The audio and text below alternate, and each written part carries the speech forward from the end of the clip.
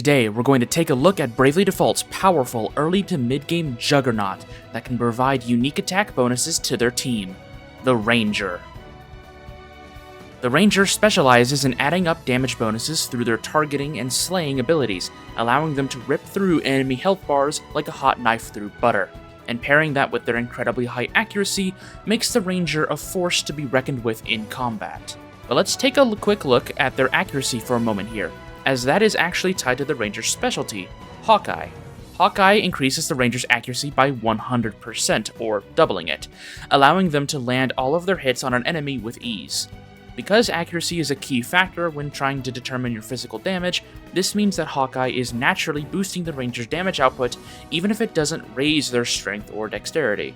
The support ability is a key part of what makes the Ranger so powerful early into the game as well, since it allows the Ranger to hit super hard for such an early point in the game. So let's begin by taking a look at the Ranger's combat abilities with targeting. This ability will deal an attack that is 1.25 times stronger than the user's conventional attack.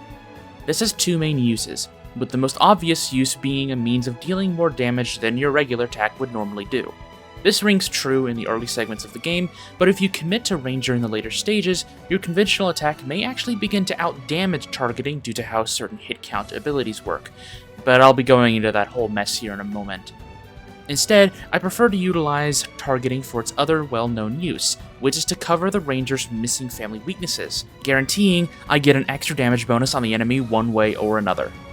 Second up is the Ranger's bread and butter abilities, the Family Slayers. That sounded better in my head. Anyways, with the Slayer abilities, the Ranger can exploit family weaknesses, which, similar to elemental weaknesses, increases the damage dealt to the enemy by 50%.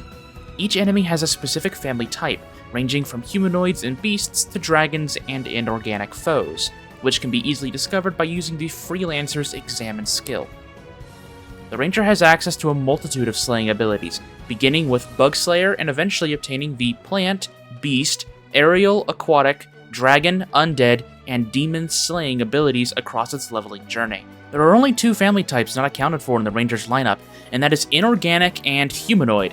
I guess hunting men is not considered a profession in Luxembourg or something, who knows. With these slaying abilities, the Ranger can land bonus damage against a vast majority of the enemies in the game, giving them an insane power boost over other physical jobs, which normally require assistance to exploit weaknesses.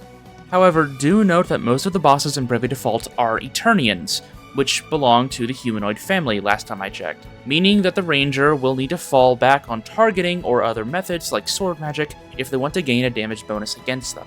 Now, normally, this is where I would move on to the next ability or segment, but I have deliberately ignored discussing one of the most important factors when trying to understand how damage is calculated in Bravely Default until this moment, as Ranger, and the slaying abilities especially, are the best examples of what I'm about to discuss.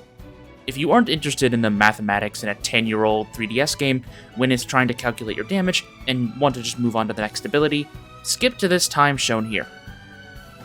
As for the rest of you nerds, strap in, cause this is gonna get a little funny.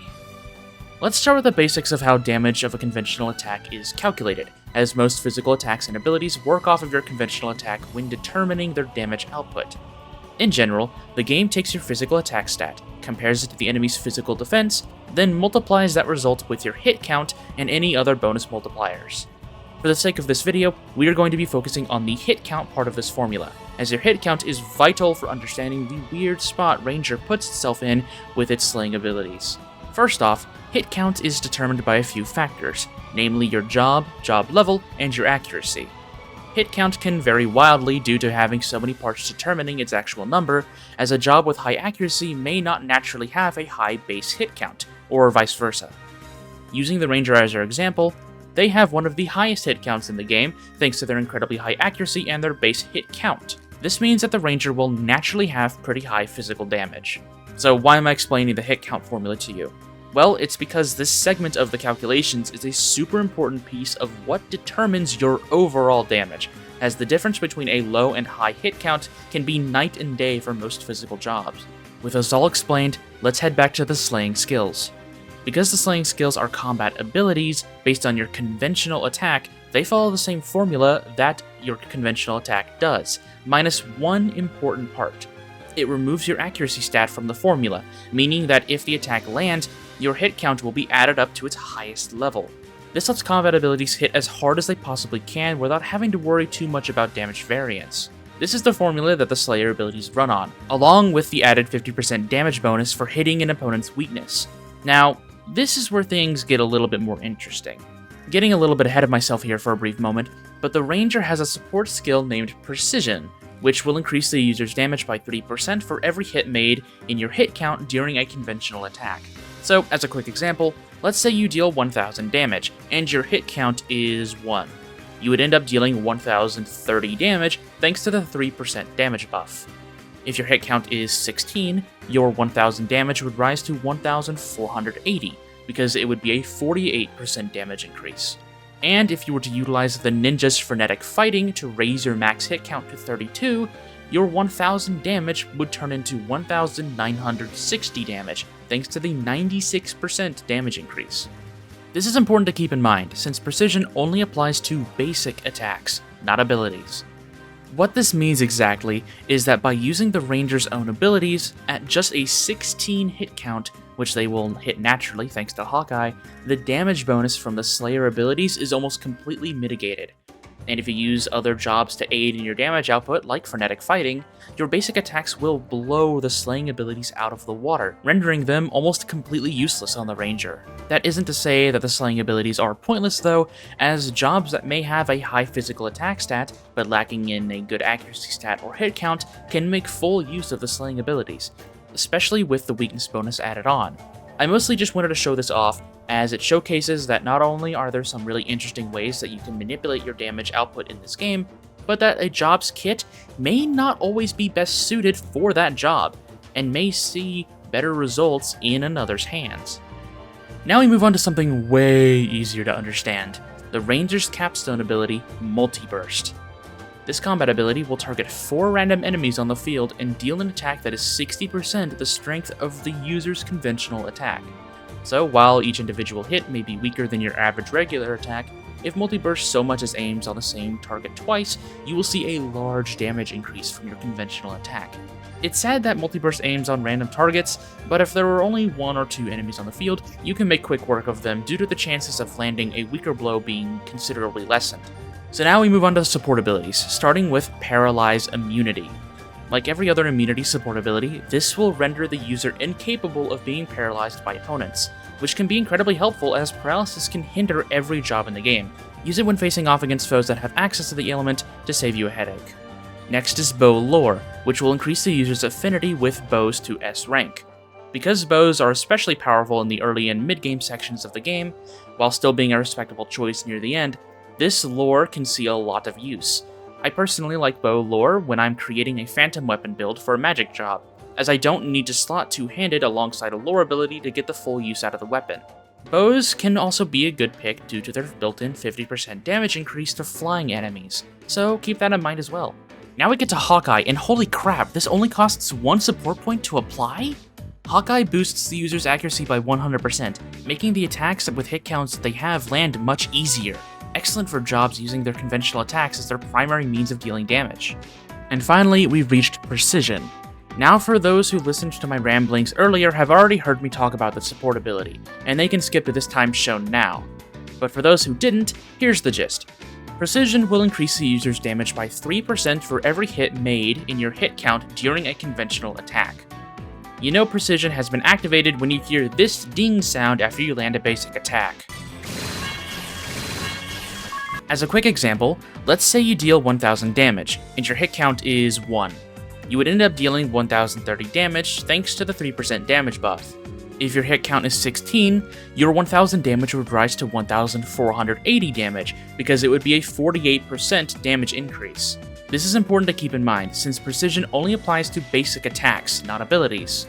There are certain cases where, thanks to this ability, a job's basic attack may very well outdamage any of their combat abilities. The Ranger boasts very good physical attacker stats, being able to dish out a large chunk of damage at a fast pace. Thanks to the built-in Hawkeye accuracy bonus and Precision, the Ranger can rip through enemies and bosses alike without even needing to use any of their combat abilities. Not to mention that the Ranger is the go-to bow user in the game, which commonly have special bonuses tied to them alongside the built-in 50% damage increase to flyers. The Ranger starts as an excellent damage dealer in the early levels, and continues to be in the later segments, only really falling off once other weapon types begin to creep up on bows and firepower. Honestly, the biggest con of the Ranger is their combat kit. The slaying abilities just don't work as well as they can on the Ranger, often performing much better on other jobs like the Pirate or Swordmaster. Because of this, the Ranger is sort of stuck with a boatload of skills that don't really amount to much for them, and instead have to rely more on their sub-job for their extra utility. I guess you can call it suffering from success. Ranger's kit truly shines as a sub-job though, fitting in well with other physical attackers that don't really rely on accuracy as much when trying to deal their damage. The slaying abilities melt through the vast majority of enemies in the game, only really falling short against Eternian forces, though targeting can make up for some of the lost damage there. Though, do note that spamming these abilities can very quickly drain your MP pool dry if you're using these skills on a job that doesn't sport a large supply of MP. It is something that will need to be monitored very closely if you don't want to run out of your precious damage bonus. Lastly, we've come to the fashion tier list, where I have an interesting scenario on my hands. Among my group of friends, and the others I've talked to about the job designs in this game, the opinions I have received about the Ranger design have been the most polarizing. It seems that people either love it or hate it. I'm not going to listen to any of their advice since this is my list, but I thought I would note that here in this video. Anyways, let's go ahead and look at Tiz. Starting with the negatives, and this will ring true with every Ranger design, I am not a fan of the animal pelt look.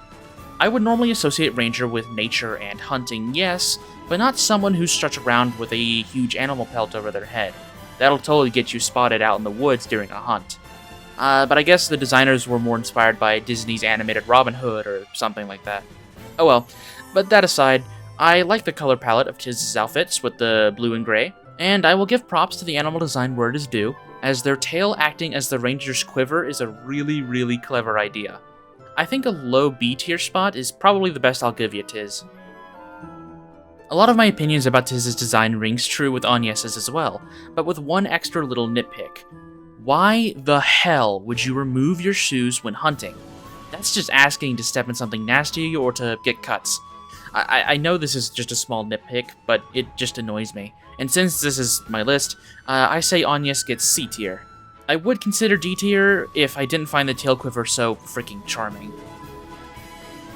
Third is Ringabel, who looks more or less the same as Tiz, though sporting a more camo look to him with his outfit. While he most likely will blend in better out on a hunt, he still probably won't make it very far, so he'll join Tiz in low B tier.